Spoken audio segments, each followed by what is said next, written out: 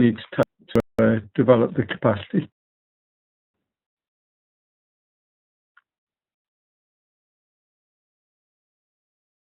Okay.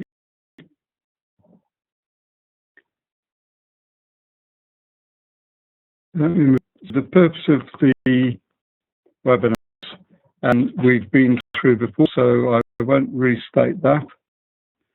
We're on the level of the capacity roadmap and talking about architecting the interoperable enterprise, and it really is about being able to work across a wide range of scales, and I'll talk more about that as we go along. To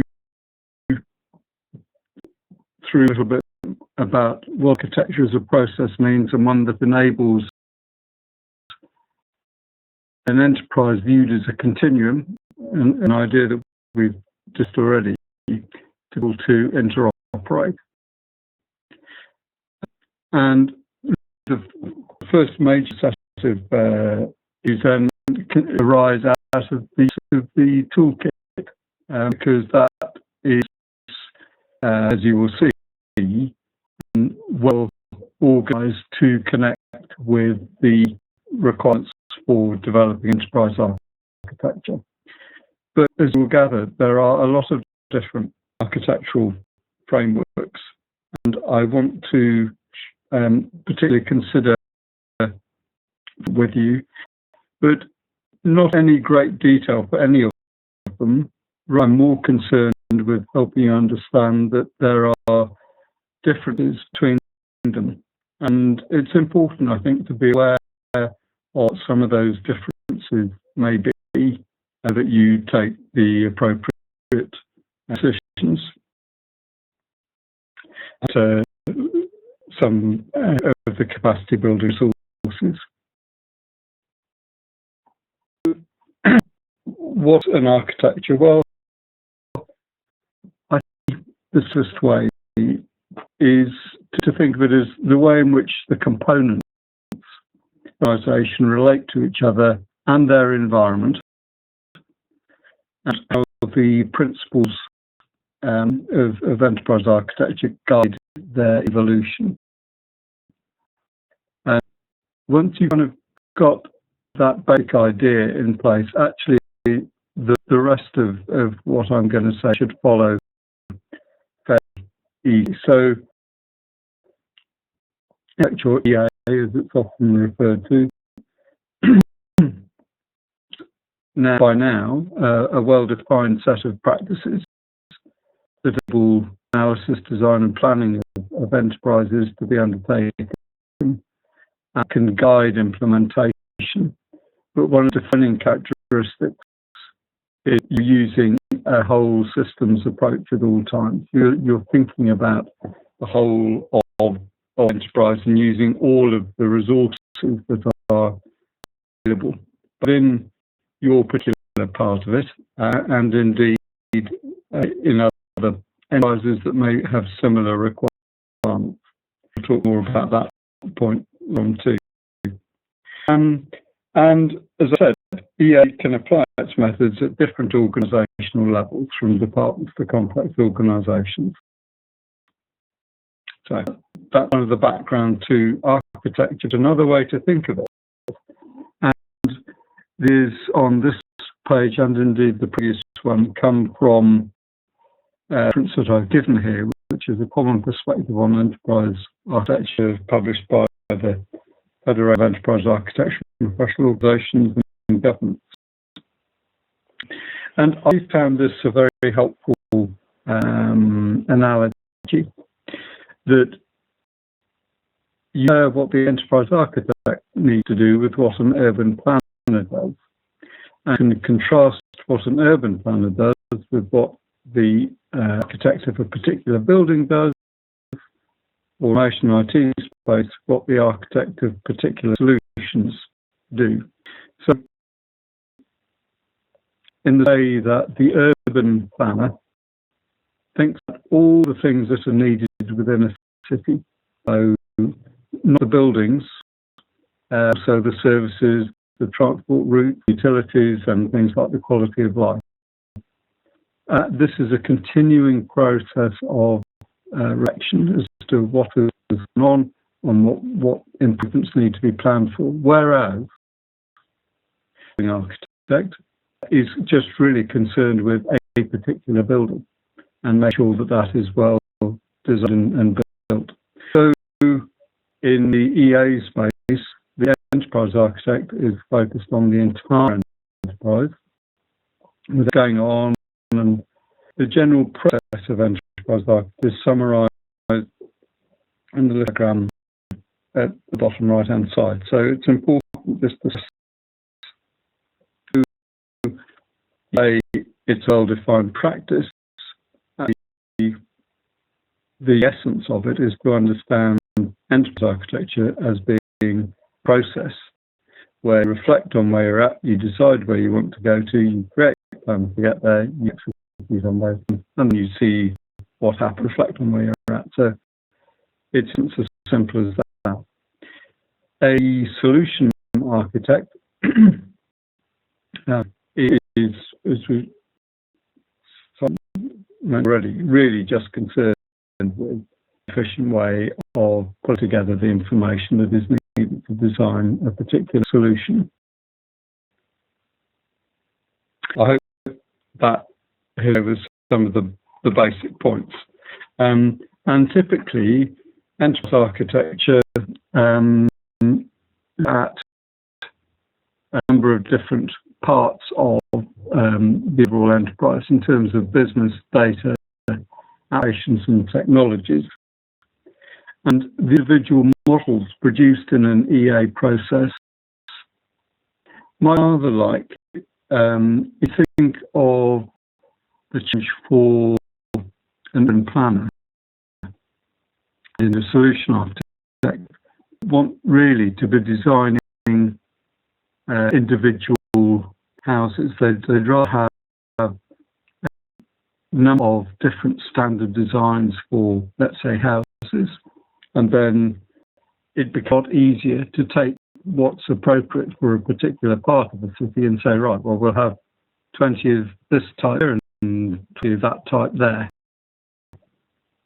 You don't design things on an individual basis. Where possible, use designs that have been proven to be effective and of the right perform well and have been developed elsewhere. So all about ways in which you can determine what is needed for your part of the enterprise and be able very readily to get access to the aspects of what is actually appropriate in your particular context, bearing in mind the business, the data and the applications that are actually would be needed. The sorts of models, the types of houses, the kind of the common things that you are going to need to draw on include objectives, what are termed enablers, certain applications and infrastructure. So it's not limited to those are the major types of that are needed within an enterprise architecture for you to be able to draw on. And that's a very good way into the context of the strategy toolkit. Part 1 the stress on establishing the appropriate context, and the output of that is agreeing on what the health goals are, what the challenges are. So the strategy is making sure that you're clear about what they are, and that you need to understand them in context, and that you need to be, from an eHealth and IT point of view, some of the goals and challenges where eHealth will have the most impact.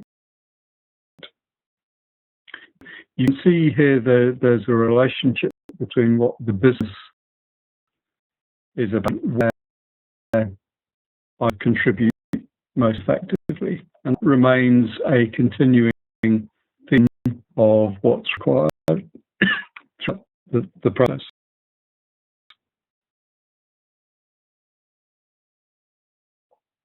So to select some challenges where eHealth will have the impact. And the bullet point, I think, is quite an important one, because experience suggests that between 5 to 8 strategic goals and challenges are recommended. Because if you try and do everything, you will end up with a very complex environment, and everything get rather muddled. If it's few, then it may be rather crude. So 5 to 8 main strategic goals is about right. Bearing in mind, of course, that when you reflect on them, you may well find that there are in which they can be grouped into themes. Vision for eHealth can be drafted so that it responds to them. And approach the stresses. And as I also mentioned, particularly in webinar 1, is to get consensus with your stakeholders about what you're to achieve by investing in eHealth. So that's quite a lot in the strategy about getting the goals agreed and strategic objectives clear. And then the components in the strategy that are labelled equals. They include standards and interoperability, legislation, policy and compliance, workforce, and I've just given there some of the examples that are quoted in the strategy that you may wish to reflect on and consider in more detail. And the services and application. So this is actually what we feel when we're involved in healthcare. And you'll see that this concerns things that we readily spring to mind, like electronic health records, which are very difficult to do, but obviously really important to try and get right.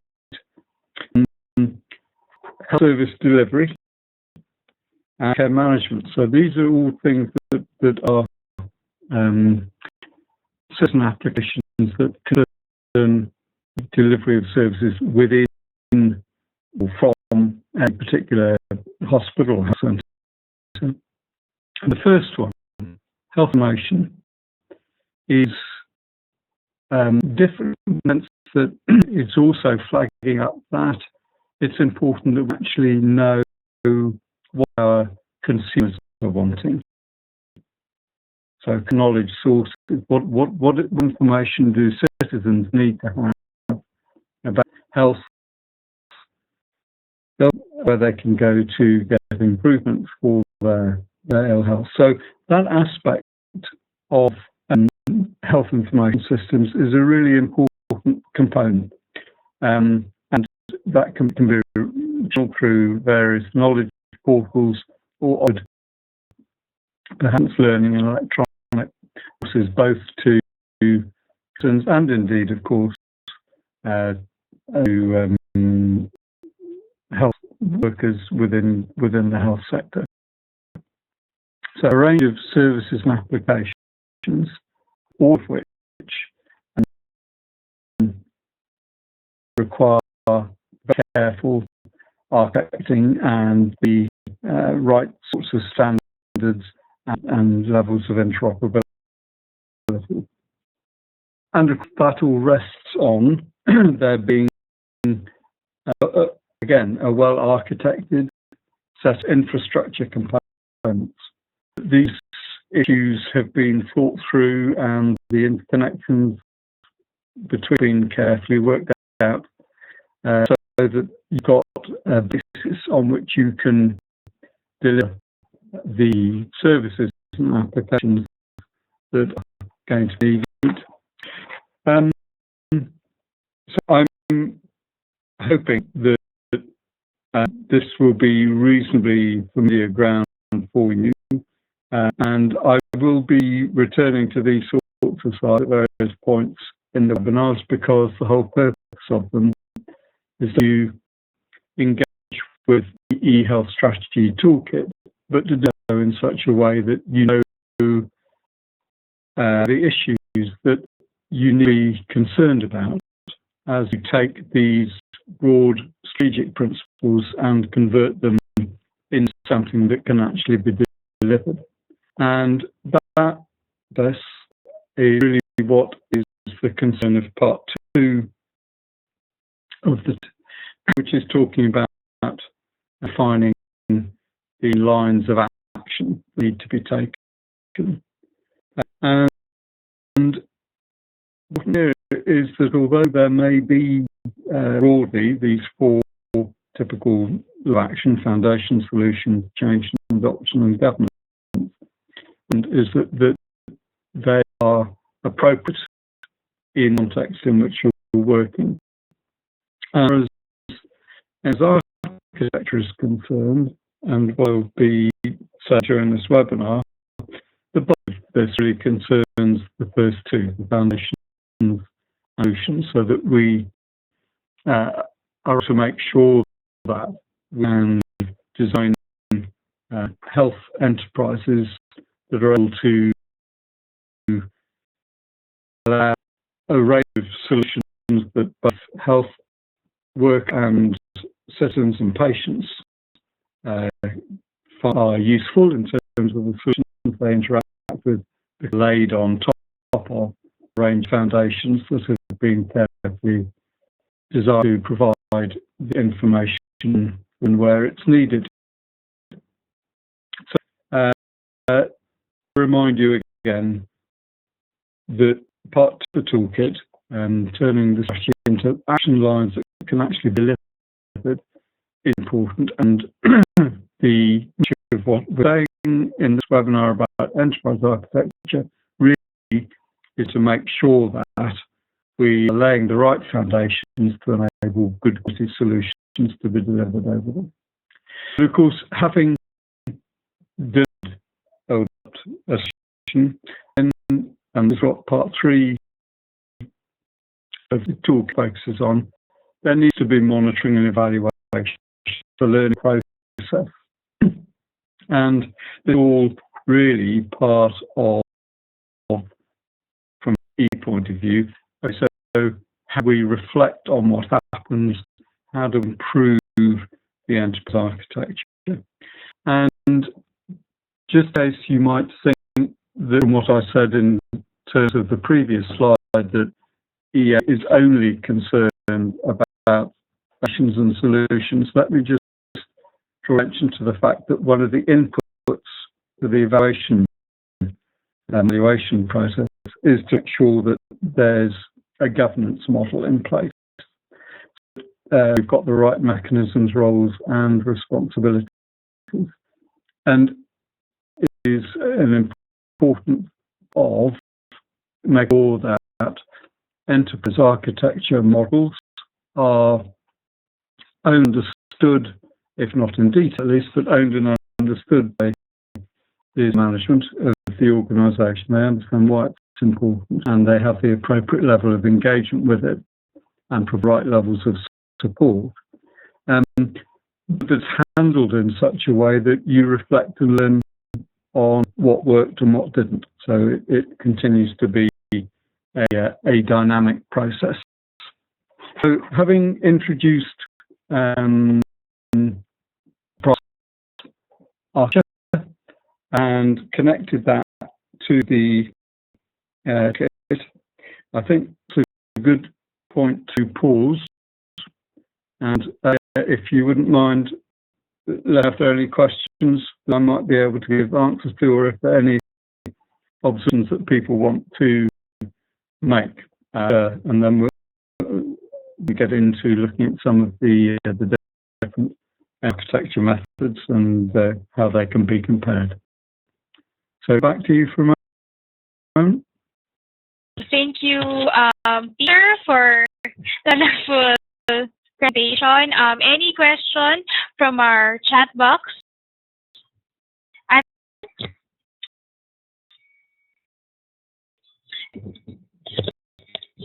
Okay. From Kathleen Copes, she's raising her hand. Kathleen, you may start typing your question, or do you want to raise to our? Go ahead.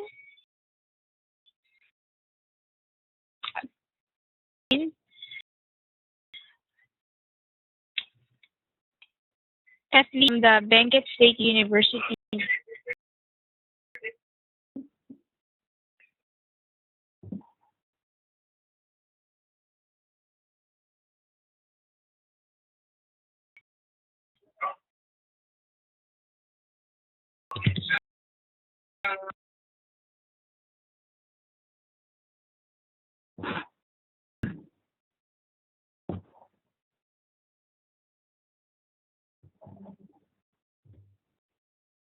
Question from Dr. Alvin Marcelo for me for action lines.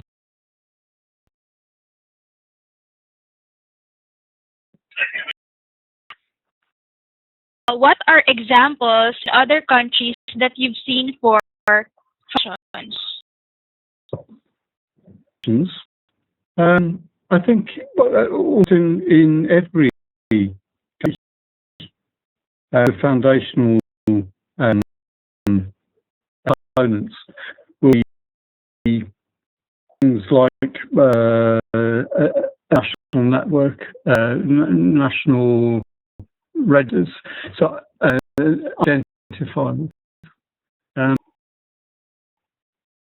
And I think that what I will mention is that the tension between trying to get the benefits of having common national foundations and infrastructures that can be designed once and reused many times, with having things that are really very tailored to the local situation. I think in almost all countries now, the systems are working towards to handling identification, to make sure they've got the right network standards, to looking at common foundations for identifying health facilities, for professional standards that are recognised, so that permissions and competencies can be exchanged and interoperable. So the foundational layer is really what enables the different parts of a health system to interoperate at a technical level, but that does not mean that you can deliver the right solutions. So it's important to have interoperability and make sure that there are national infrastructure foundations, but they have to be able to support the delivery of local solutions. And there is where there may be strong regional or provincial health sectors with a lot of autonomy, or situations where there's a requirement to have local solutions and people have the money to do that. There can be quite a lot of tension between what is appropriate locally and what should be drawn from the national body of resources. So yes, so in the Philippines, the nature of what's provided at a national level is quite different, I think, to the way in which it's provided at a national level in a country like Rwanda, for example, which country where you've got a stronger centralised approach to delivering services, whereas Philippines much larger, much fragmented, much more devolution. Both systems share the same of making sure that you've got the right foundations in place to enable a national infrastructure to be developed.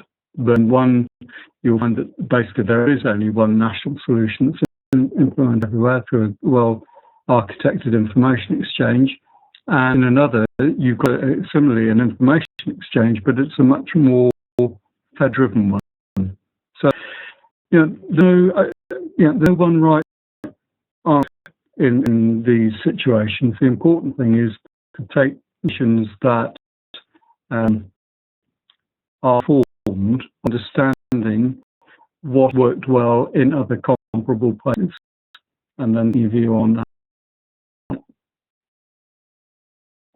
Thank you so much, Dr. Peter. So, how about the risk of applying the architecture for do you see any risk involved in it? Yes, absolutely. There's certainly risks. There are risks in everything. But in national architectures, well, what are the risks? And again, it depends on the size of the country and the complexity of it. It's just time that it can take. And so it just may take too long to introduce the architecture. By the time you've spent 5 years trying to do it, or 6 years trying to do it, the technology has evolved and people's expectations have evolved. And everyone's not happy with what's been delivered. So there's a risk of that. And that's why it's important not to try and overcomplicate things too soon, to try and keep things simple and deliverable.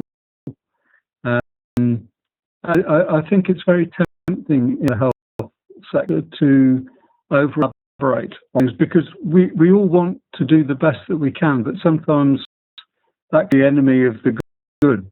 That there is a risk that people can own things in ways that are not appropriate.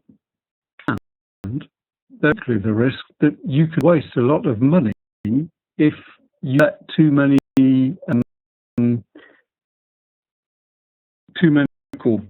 solutions be taken forward and end up with prevent you from enabling differences to exchange information with each other for quite some time. You invest, say, years to put in place a health ecosystem, and then you're not going to be able to have interoperability between those communities, perhaps for another 7 years until their life cycle has been completed, and it then commercially to refresh the infrastructure. So there are certainly risks to be considered, for sure. It's a wood process, not partly it's so interesting to be involved in. Question from Need Benosa. Who accredit the interoperability and standards of the whole system? Is it based on what particular foundation, expertise, or field specification, or how far does this interoperability will all go? Well, again, the question is about 2 questions. Who credit the interoperability and standards of the whole system? That's the first question. And the second question is how far will this interoperability go from international scale? Okay. Now I'm going to just be brief here. Well, partly in the interest of time, but also because if I talk too much about this, nobody will bother to turn up for the webinar on interoperability. So I'm going to be talking more about these issues in the webinar next one on interoperability. But in terms of who provides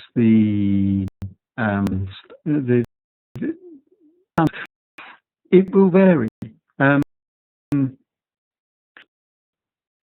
Some countries there is a particular office that is given the responsibility of making sure that there are standards that are applied. And I'll come on to this in the next session, the next part of this webinar. Of the standards for interoperability, the responsibilities may not lie within the health sector. They perhaps as in the Philippines with the Ministry of ICT, or in the UK with it's actually now with a part of the Cabinet Office. Responsibility for trying to drive through the common infrastructure standards that should be applying not just within healthcare but across other parts of the health of the whole government system. So in some countries it will just be an office within the health sector and maybe even within a region, but it may be that the bulk of the expertise is actually an e-government that is accountable perhaps to the Deputy Prime Minister, for example, and indeed in the Ministry of ICT. So there are different ways of handling it. I'd like to invite others to post their questions now in our Q&A or in our chat box. I have a question from involvement of other sectors, because you have said a while ago that consensus is very important in deploying the eHealth vision to address all the goals that will be pegged upon. But when is the right time to involve the other sectors rather than the health sector in creating or deploying the national eHealth strategy? Because this sometimes, in my experience in sitting in ICT for Health meetings and in coming up with a national eHealth strategy, I think that sometimes the process is very chaotic and there are a lot of comments, suggestions, and insights in the finalization of the plan. So, in your experience, what do you think is the best time or the best moment to involve other sectors other than the health sector in drafting the eHealth strategy? Yeah. Well, my general approach would be to say, in principle, the sooner the better, because I personally think that health work best when they're understood to be interacting with their environment, and by that I mean the environment, the legal environment, the technological environment, the manpower environment. So, the system isn't an isolated organisation. I see it interacting with its environment. So I would say the sooner other parts of government involved, the better. However, having said that, again, there's of overcomplicating things, as I've just been saying, is a risk and a danger. So I think the way in which I would suggest that is actually made is, in principle, be open to interact with other parts of government, but in practice, focus on those aspects of the health system where there is pressure almost to be gained, almost opportunity. So, for example, in the UK, for example, or in the States or in Europe, you've got an increasing proportion of the population who are very elderly. And it has to mean that there is a lot of benefit to be gained from share views and solutions with colleagues working in social services, home care, etc. Maybe, and in fact, I know this is relevant certainly in Southeast Asia because you are a COIA country, so information and accountability for women and children's health. Once you look at women and children's health, again, those are issues that aren't just the consider health side. So it's all open early to work jointly by the health sector, but in practice, focus on those areas that may be of most immediate relevance, on how you get on, and use that experience. So within COIA, one of the major areas of interface is to do with the registers and indexes, so registering children's birth and indeed death, and the way that is related to the whole process of being a proper demographic data within the country as a whole is a very practical area where quite a lot of progress has been, and I think that's to be encouraged. So I hope that's an answer. You cannot be precise in that. There's no one right way of doing it, but broadly speaking, I say in this particular case, be open, but focus on what's really going to be of most benefit. So if it's okay with you, I'm going to move on to the second session now because we still have quite a lot to get through. So this session, oh dear, my laptop goes to sleep periodically.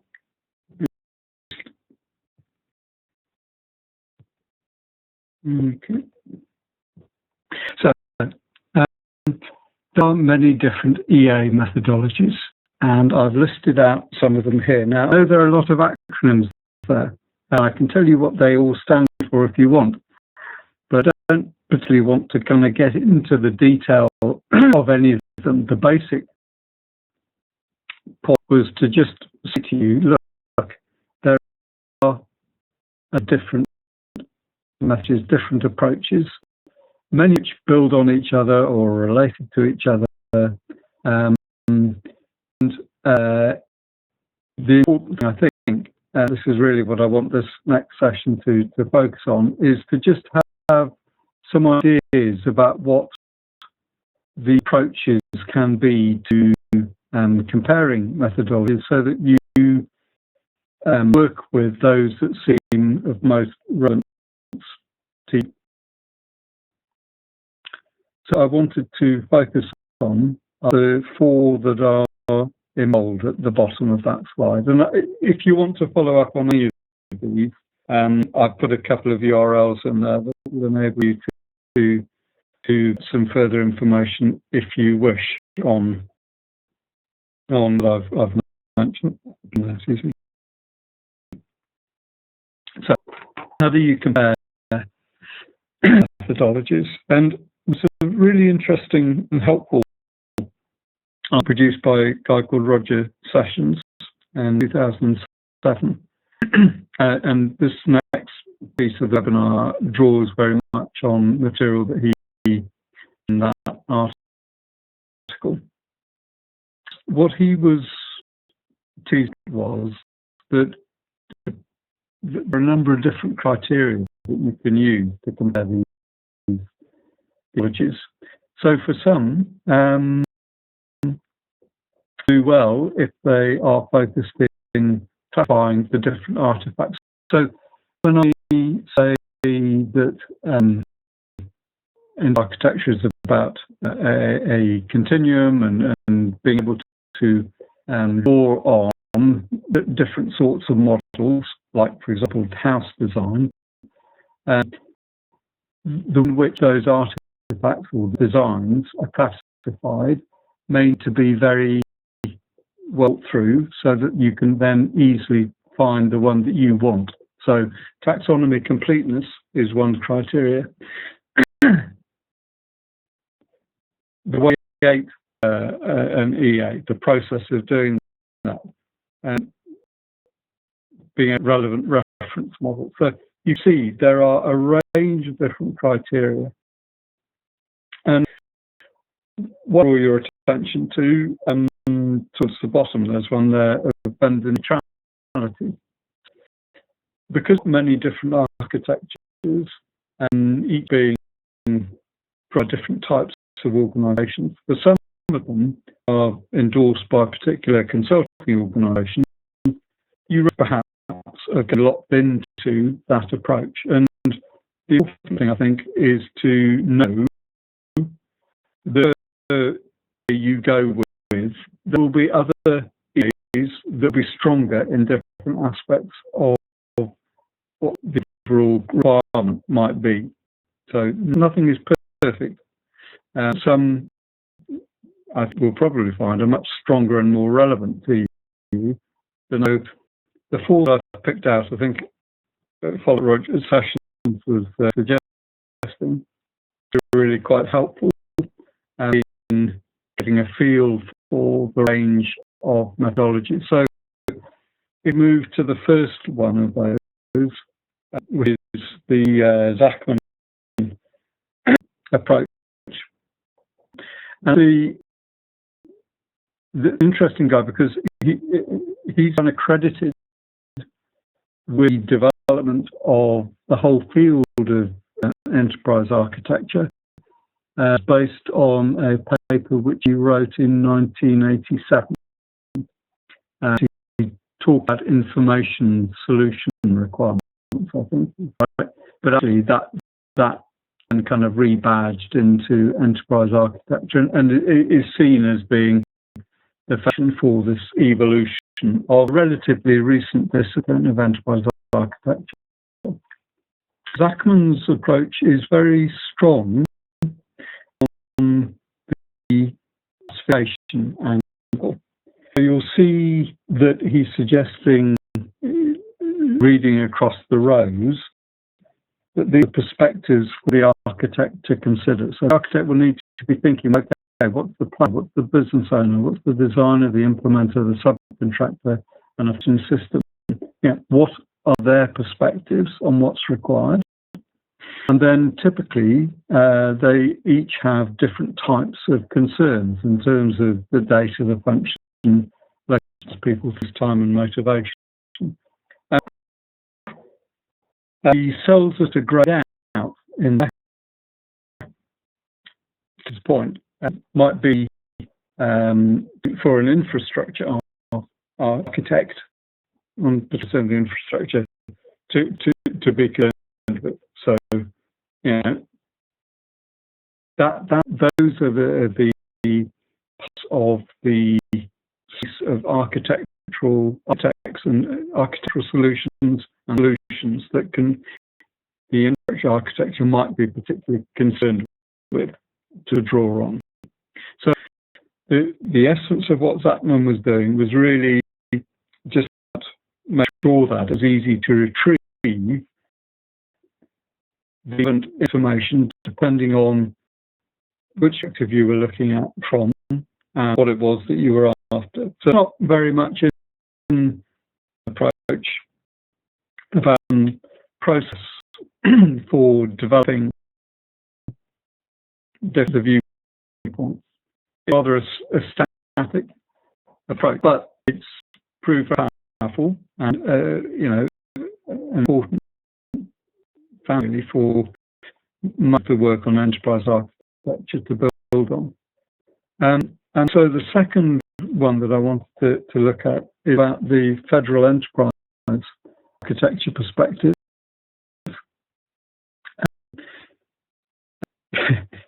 You'll understand that the federal government in the United States is probably one of the most complex organizations anywhere.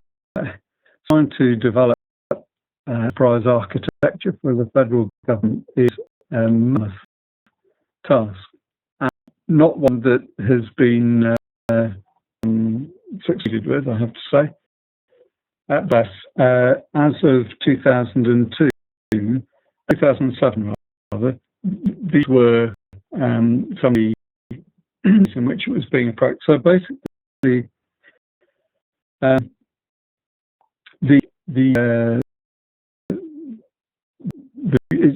is that the enterprise is built of segments. And these are kind of the vertical blocks that you can see there. And then there is that there are certain segments, most of them in fact, that are concerned with the core, what's called the core mission area. That's saying that for health, community and social services, education, economic development, natural resource, homeland security, for the federal government, these are absolutely core to their mission. There are certain services then that are all common to all of them.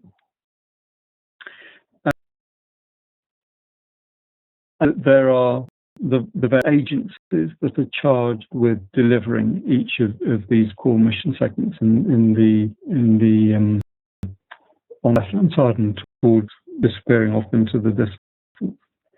But wrapped around the middle are the enterprise services. And the idea, the difference in a sense between the business services and the enterprise services, in each of these agencies, they need to have financial management and human resources and the sorts of people and the sort of financial management arrangements that you need within health, or that you need within treasury, or that you need within justice. Those sorts of human resource finance will be different from each. All right, so they're a business service that everybody needs, but the way in which they're needed may be essentially rather different from each other. However, the enterprise services, records management, mapping, geospatial, etc., these are things that actually is binding and are to be managed in a common way across federal government. So, approach to identification, for example, for security management, is that see as being something that should be applied to agencies, no matter what area they're working in. Okay. That was an approach that rated a range of reference models for performance, for business, service, technical, and data. So in each of these areas, there were some models that could be drawn on to come with some of the solutions that seem to be appropriate.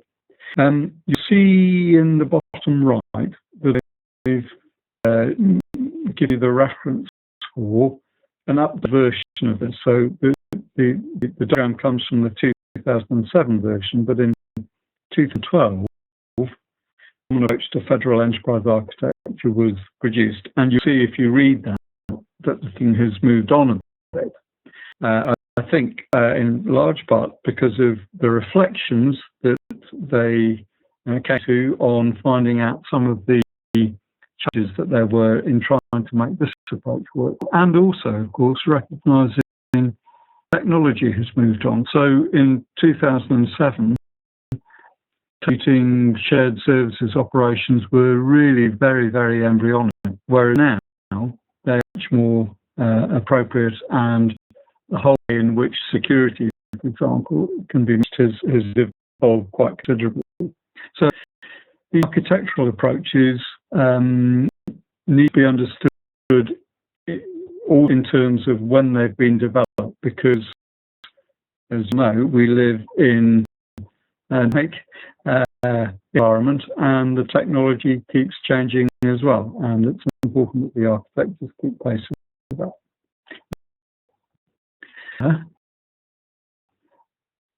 Is the company, and they, as companies, will draw on other good ideas, so the taxonomy, the Zachman taxonomy and TOGAF, which I'll consider in a minute. But their approach is to come up with a kind of a consulting practice that is specialised in enterprise architecture, and they've got a whole approach and method and way of doing things that helps organisations strategize, assess their current state, see what competencies are that their staff have got or need, getting approval, implementing, and then operating and evolving the system. So, sort of advantages in using them, in that there's an organisation that has got a huge amount of expertise now in coming up with enterprise architectures with a whole range of different kinds, and they've evolved a very practical way of doing this that is evolving all the time. So there is kind of a consultancy-led approach to enterprise architecture. Gartner are one of the prime exponents of that, and it draws on some of the good things that have come from the other architectures and a wide range of experience, but it comes with the downside of committing you as an organisation to particular vendors of doing things. So, in contrast to the risk of vendor lock-in, and with Gartner, for example, you've then got the fourth one to share with you, which is TOGA.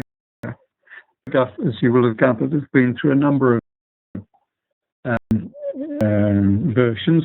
So this is the open group's approach to architecture. So, by definition, having an open group as opposed to a particular vendor's approach means that you're looking at a very different way of thinking about handling enterprise architecture. From the TOGA perspective, the going in position is to learn things architecture is basically being about, you'll see that it says an enterprise repository. So inside this virtual huge container, you have a whole set of requirements. You've got a set of architecture sitting in there, a whole bunch of designs, and CMDB means the configuration management database. So it's a whole set of things sitting in there, and the challenge is to be able to draw on them in a way that's appropriate for the enterprise or the level of the enterprise that you're concerned with. And one general principles that I think has come across in what I've been talking about, and in fact in some of the answers to the questions that I've given, that you asked me, is that any architecture is context specific, and on what we mean by. And this has been one of the issues that EA has grappled with, to try and provide ways in which you can use such a way that you unambiguously do something and so are able to reuse it. So it's describing or defining actual modules, solution modules in such a way that they be properly classified. So that's why a lot of these architectures draw on some of the thinking that Zachman did earlier on, which we've talked about. So you go for what it's well described there, and you can see how things can be brought together and linked. Now, then in that context, then you have a range of architectures to draw on, which can move very generic level, kind of national level architectural solutions to specific. And this kind of diagram was partly in my mind when I was responding to the question in the previous Q&A session, where you have things that are different level, but then you have some places where you need to have a specific version of that. So you adapt it to use in a specific way to local circumstances. This points apply for the solution. So again, in solutions, you may have a national solution for a booking system, let's say, maybe a very specific one, vary between different countries. But you'll notice also that the guidance and support arrows between architecture and solutions are double-headed. So architecture and support solutions guides and support the architecture. There's a relationship between the two. At the end, you have solutions that are then deployed. So these are solutions sitting on top of the foundational architectures, and you reflect on what happened. As on the right-hand side of the box indicates, it's then reflected in the next version of the architectural context and requirements. So it's a continuing iterative process, and again, feedback to the tree sitting on the left-hand side. So, experiences in one part of the country, if they're architected from what's come up in other parts of the country, but if they have a repository at the national level, may be capable of being reused in another context in another place.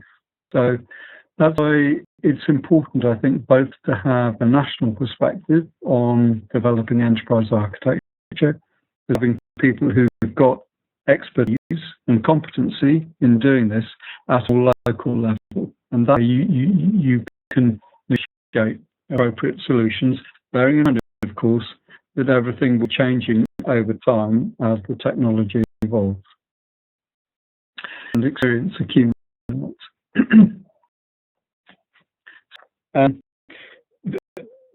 Another slide that just teased out a little bit more what I was saying on the previous one.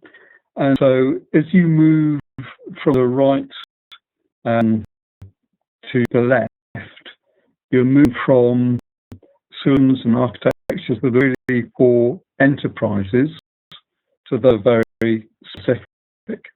So found architectures may be very generic, and then common system architectures may be very useful, like, for example, the city architecture that we were discussing in the context of the EA. But industry architecture, so one of the industries might be health, as in that FA model, and have organisation-specific architectures in healthcare, so in a hospital, health centre, for example. And this thinking applies to the continuum of solutions that there are too. Okay, so you're all the time trying to leverage assets that have already been defined, either within or outside your organisation. Is what TOGA's real strength, open group architecture framework. So the whole thinking behind it is to try and enable people to share and compare and reuse, not reinvent things. So those are the four architectures that I wanted to highlight, because I think they kind of have their different strengths and weaknesses. The paper that Roger Sessions produced gave, now, as of 2007, so it would be different today, but as 2007, he came up with the four architectures. And so what we wanted you to note here was the point that this varies. Right, one is very poor, two inadequate, three acceptable, four very. So Zachman is very good for completeness of the taxonomy, but not for most of the other criteria that have been used.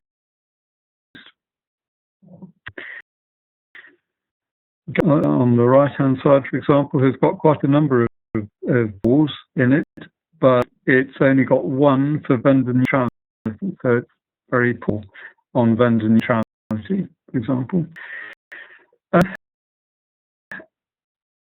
And tough for most things pretty reasonably, and tough has got the least ones, so I think going in position would be that TOGAF has the place to start if you're looking at trying to develop an approach to enterprise architecture. Right, so that's got me. Yep. Now let's stop there for a Q&A session. See if I can answer some of your questions. Thank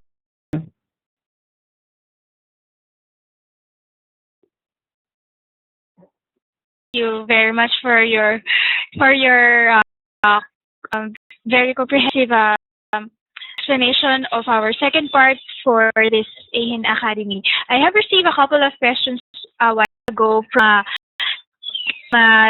Dina. I think Dina is from Malaysia. In my country, every ministry developed information system by their own, and government has agreed about EAs, so segmented and can't be integrated. If government gives E to follow, it's difficult to follow because it's already late. So to decrease their ego, or I think this question is about how to engage them to follow the enterprise architecture being deployed by the government, that what their previous work or the previous work that has been done will still be considered by the national E. Sometimes the EA comes when everything has already been set by private sectors that are not yet regulated. Yeah, yes, yeah. It is a challenge, isn't it? I obviously know the situation in Malaysia, but I think that the government should be step by step in introducing and encouraging different ministries to engage with EA. And a suggestion, I think, based on the model that you saw me show from the FEA in the States, was that things like security might well be a part of a government-wide enterprise architecture that really ought to focus on. So, again, in principle, a government approach to enterprise architecture is a good thing. In practice, focus on the things that are likely to be of most benefit and appreciated, because they take a stressful headache away from each of the segments. So, from that point of view, in Malaysia, I immediately thought would be for things like the security management aspects of an enterprise architecture, and it works well because if you show that there are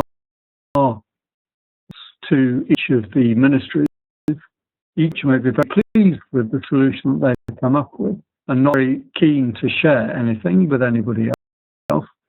If you can show that there are certain aspects of an enterprise architecture that do make more sense if handled at government level, for example, in the area of security, then it's easier to build on that basis and gradually extend the model. So, you can sort of broaden out from the area of security. From the point of view, I think that there is a lot to gain from taking a different approach to enterprise architecture. And it's better to have an enterprise architecture than none, I think, would be another sort of basic observation. Because once you've been through the pain of getting all your stakeholders involved and governance arrangements sorted out, and that's done, all the rest of it, the pain of doing that, it's a lot easier than to know, because you know in architectural terms what it is you're trying to do, to adapt that to the models that may have been developed by other segments. So, yeah, I don't think there's no single right way of doing this, and in Malaysia, as elsewhere, the approach will be to share and compare progress and be open about what's working well and what isn't. Thank you. With that, we go to the next question. This is a technical question from Cambodia. What is the difference of COVID-5 and 4 slides of Zachman, TOGAF, FE, and Gartner? Thank you for that, and I hope you will keep in the webinars right to the end, because is a very powerful framework, and it can kind of quite legitimately have within it considerations of all enterprise architectures, the TOGAF.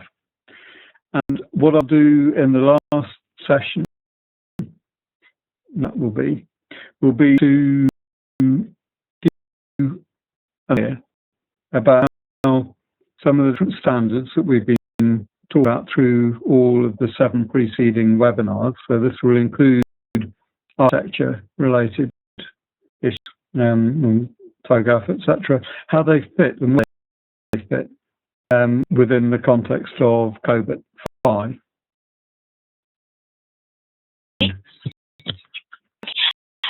Well, we invite you to be with us until the end of May for the succeeding AeHIN Academy Sessions, which will give you more information and more discussion, a specific technical discussion on the frameworks.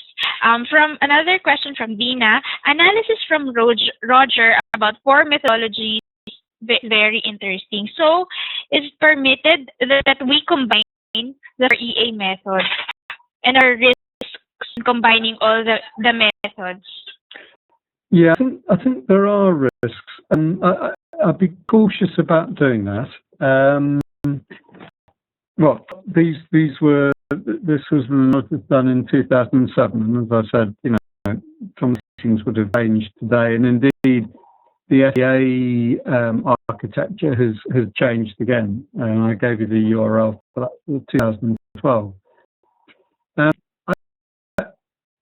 I think it can be to kind of have mixed enterprise architectures within the same enterprise at the level of the enterprise.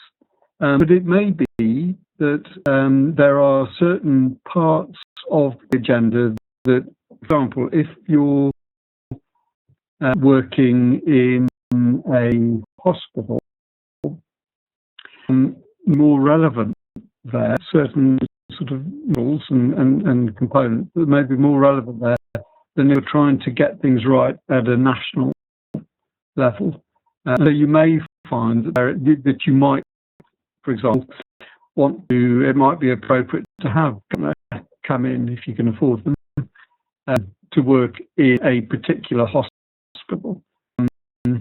But it's clear that it's expected that the output of that is consistent with the national EA architecture and repository, which might, for example, be a TOGAF architecture development method, then I think that would be fine. But I think you can get confused by picking and mixing, but it depends on really on what stage of evolution you're working at, and people find that if you're trying to work closely with colleagues outside the health sector, you've got architectural approach that they use, and then you're going to be faced with the challenge of finding ways in which you can agree on descriptions, for example, about how you define data, for example. So, and you may then find that you need to adapt working on to comply with an enterprise architecture that they're using. So I would say try and stick with one broad architecture. In practice, depending on the level of where you're working, you may find that or indeed carefully controlled aspects of another enterprise architecture may be of net benefit to you.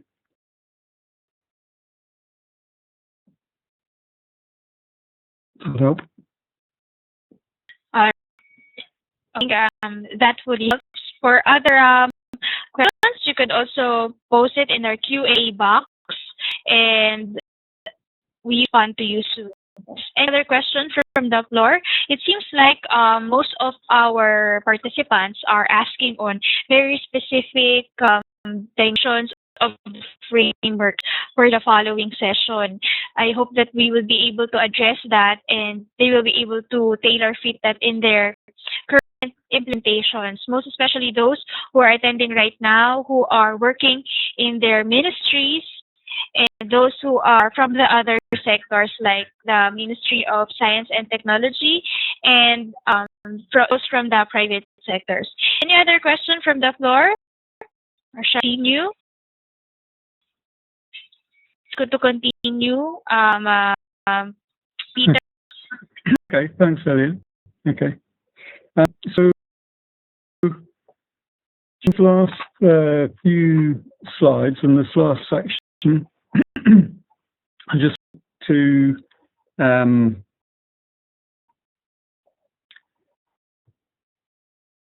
think about some of the point of view of, okay, so I understand in principle architecture, I've got an idea about how the eHealth strategies requirements in parts 1, 2, and 3, use of architectural approach, about the enterprise architectures have different strengths and weaknesses, and I've got an idea about which ones may be of particular relevance to me. I've ended this with then thinking, okay, so what do I do? How do we begin to put that into practice? And I'm pleased to see that in previous AeHIN session this year, there was a presentation by Sunil Pembragada and the role of Archimate and TOGA. Because I think what he covered there in that that he gave, very helpful and important, because the architectures can be quite kind of get to grips with, and what Archimate does is to as the interface and collaboration with their stakeholders. As the alignment of ability can be improved as a result of doing that. Actually, is fundamentally what you're trying to do is to get the alignment between the business and the IT correct. And I'll talk more about that in another webinar as well. So, is kind of helping evolve the right languages. And TOGAF, there's a whole range of processes and models that it develops, but can be rather difficult. So the language is at both high-level modelling within different domains and the model relationship between different domains, and it kind of presents a more visual way of looking at the architectural framework that may be more helpful when it comes to enabling architects and stakeholders to have constructive discussions. So I really had much more detail about this, or you can get easy access to more detail about this than I can provide in this webinar. I encourage you to reflect on all was saying, and I've given you some pointers to the you might want to follow up on. The subtext here is that these architectures can be the architects who are used to the technicalities, but for the stakeholders to engage with. An open group are to be commended for encouraging having a kind of an interface developed, which is in essence what Archimate is about. Now, the next slide gives you an idea of the scope of the challenge, and again, I'm using TOGA. It illustrates well, I think, just what a challenge it is to capabilities and capacity building across organizations. So see on the right are suggesting that there are 4 levels of achievement: background, aware, knowledge, and be fully expert in it.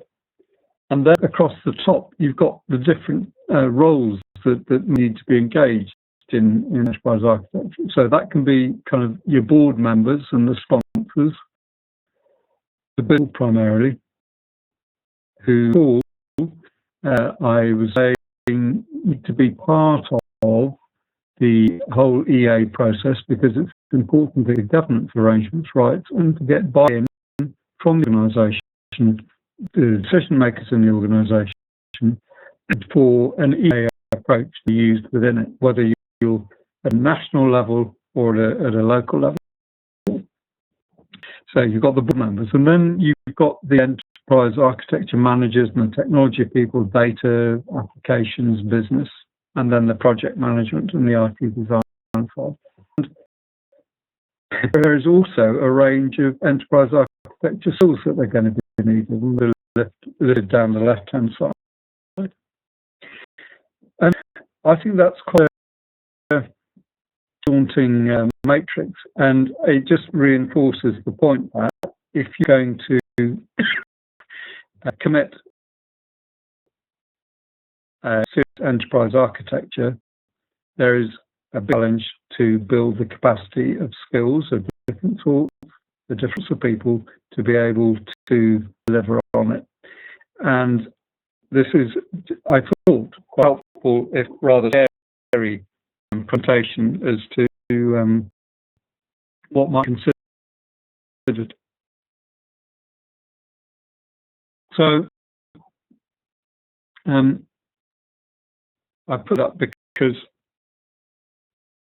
the point that if you take Archimate as an example, there are different ways in which you can get to the level of being an Archimate to certified person. And you can do it all in a big bang, or you can do it step by step, and they're accredited courses for that. And the open group in principle it supports different routes to getting certification, either directly by certification through the open group, or a third party to provide an accredited certification program. And I'll give an indication as to what a certification fee would be. So again, just some pointers really to you to follow up on, if you will. And you'll see the Archimate 2 is a very contemporary one, January 2014. To follow up on that, we wish to find out more, but the point is that from certifications, there are different ways in which you can get the certificate, including purely online, but many of them are kind of workshop based as well. So I felt you needed to be aware of that, and again, it's something that I hope so it's not just in the context of architecture angle, but the broader agenda when to eight kind of give a view really of the certification options. But just to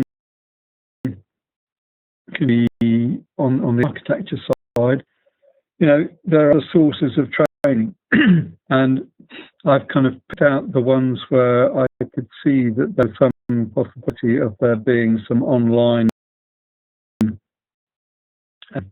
option, but not to say that if there is an online option, they are available to anybody anywhere. There may be various selection criteria that you need to go through, but nevertheless, it just gives you, some pointers really where you can explore and get some further information about Zachman. And interestingly, Zachman and the Institute, which you'll see in the small print, is a Zachman company. The AeHIN Institute is a Zachman company.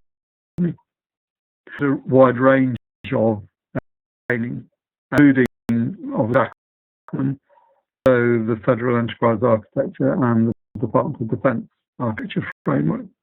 So it can be costly, but there is training there. And then the Enterprise Architecture, you can become a certified Enterprise Architect. I've given you a reference there, eacoe.org, and provide online workshops which you might want to check out. And similarly, the Institute for Enterprise Architecture Development that website gives a good overview of the certification initiatives available. So, so just some other sources that I've put there, but note also in the black box at the bottom, inclusion on these lists does not constitute an endorsement or recommendation. Make your own investigation and decide what is going to work. But that's just to give you some encouragement, I hope, and some pointers. So just to share with you now these questions that I hope you'll be able to answer. And I'll look forward to seeing how you get on with. I'll know one answer needed slight adjustment. I hope you picked up my email indicating which one that was. And then the trailer for webinar 4 next week, and we've already in conversation today inevitably had discussion around interoperability, and quite a lot to get through next. What on this? Isn't it? Yeah, so I think I should have put Friday rather than Monday. Well, this Friday. Beg your pardon. Okay, so final feedback. I've got 5 minutes, so happy to take any further questions and any further suggestions for issues that you'd like me to either cover or things that you would like me to do for new that I haven't covered yet. So back to you. Thank you so much, Peter. I have a question while others are still thinking of their question. What is on building the skills of those who are already working in the government in terms of the skills? Can you hear me? Yes. Okay. So again, my question is, what are the ways in building the skills of those who are already working in the government and are now introduced in developing a national enterprise architecture? Because you mentioned, you have discussed uh, very good matrix of skills needed in order to implement the EA. So, what are your suggestions in slowly starting some of this activity to them? Yeah. Yes, you're referring to TOGA, I think.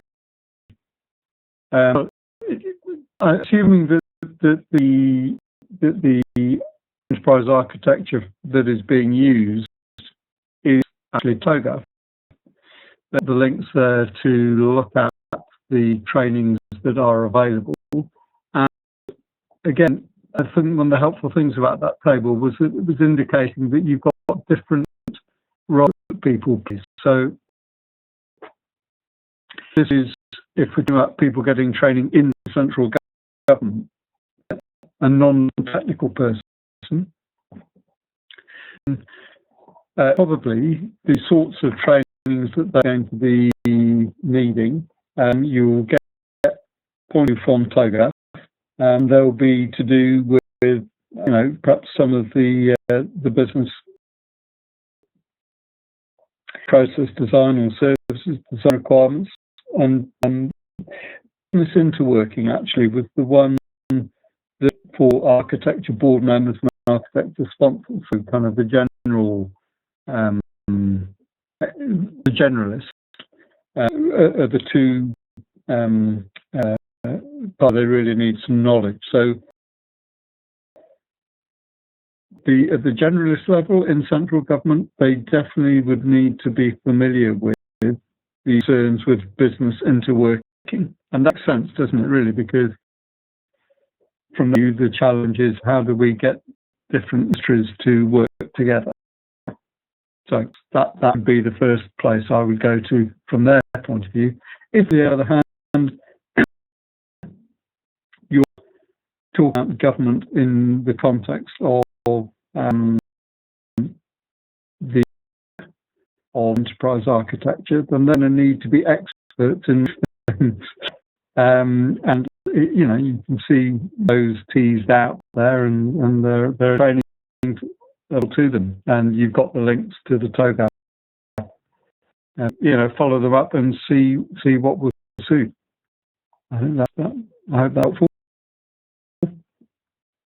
So thank you for all the inputs that you have shared, and we hope that all these things will be so useful for everyone of us here who are attending this session.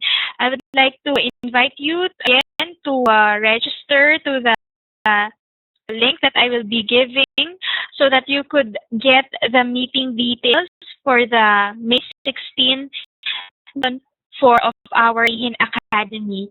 And also, I would like to invite you I would like you to log in to our AeHINacademy.org, where you will see all the resources on this AeHIN Academy. I'm going to desktop and show to you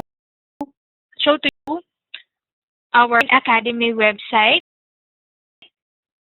So resources for this meeting, including the links to our slides and to the meeting details for the next session,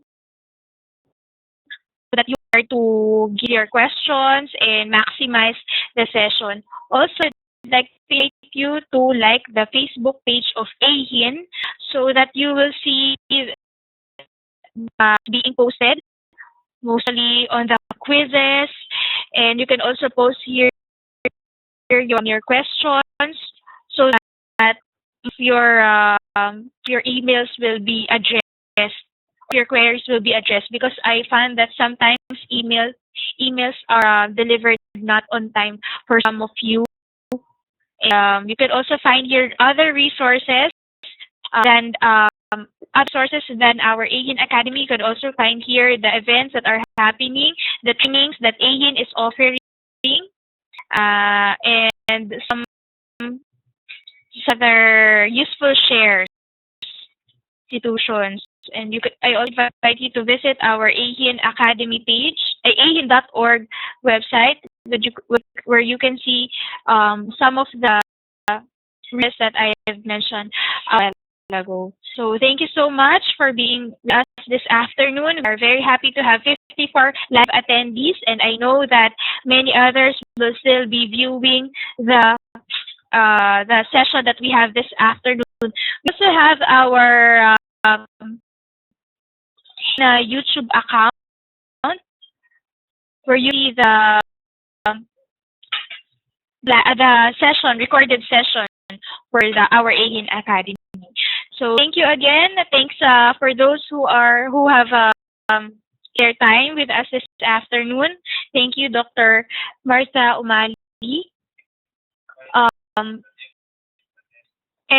sorry, Peter, you're still there. I still have a question to be addressed by Suleiman Atik for including health as a subject in curriculum of medical schools in developing countries. That's a very good question to end this session on. It's really important because as doctors who are in training will leave training, and when the technological environment is changing so rapidly, healthcare, they really need to be feeling comfortable with the use of technology to help them take better decisions, really, and know how to work with their patients who themselves may be using technology.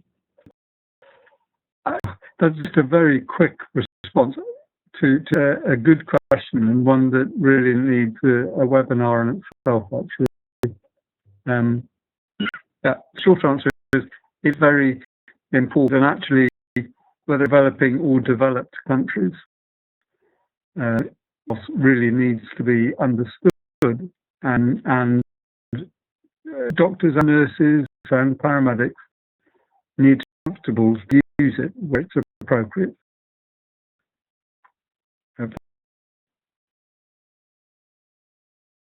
3 minutes. We'll see each other on next Friday. Please stand by for your emails and their announcements. Thank you so much. It's Aliyah Evangelista signing off. Thank you. Thanks. Bye now.